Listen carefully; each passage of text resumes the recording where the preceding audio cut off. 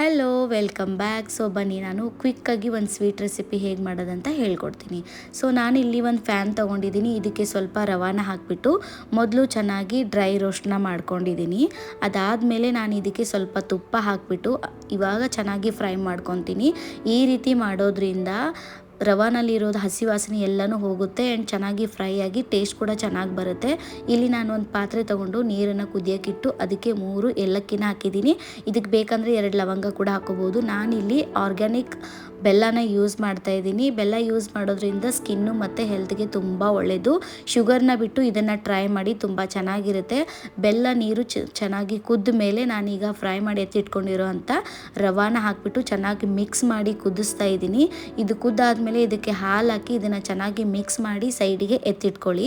ಅದಾದಮೇಲೆ ಒಂದು ಫ್ಯಾನ್ನ ತಗೊಂಡು ಅದಕ್ಕೆ ತುಪ್ಪನ ಹಾಕಿ ನಿಮಗೆ ಇಷ್ಟ ಆಗೋವಂಥ ಎಲ್ಲ ಡ್ರೈ ಫ್ರೂಟ್ಸನ್ನು ಹಾಕಿ ಚೆನ್ನಾಗಿ ಫ್ರೈ ಮಾಡ್ಕೊಳ್ಳಿ. ನಾನಿಲ್ಲಿ ಬರೀ ಕಾಜು ಮತ್ತು ಬಾದಾಮನ್ನ ತೊಗೊಂಡಿದ್ದೀನಿ, ಯಾಕಂದರೆ ದ್ರಾಕ್ಷಿ ನನಗಿಷ್ಟ ಆಗಲ್ಲ. ಹಾಗಾಗಿ ನಾನು ಇದೆರಡು ಮಾತ್ರನ ಹಾಕಿಬಿಟ್ಟು ಚೆನ್ನಾಗಿ ಫ್ರೈ ಮಾಡ್ಕೊತಾ ಇದ್ದೀನಿ ತುಪ್ಪದಲ್ಲಿ. ಇವಾಗ ನಾವು ಕುದಿಸಿ ಸೈಡಿಗೆ ಎತ್ತಿ ಇಟ್ಕೊಂಡಿರೋ ಅಂಥ ರವಾನ ಒಂದು ಸರ್ವಿಂಗ್ ಬೌಲ್ಗೆ ಹಾಕೊತಾ ಇದ್ದೀನಿ.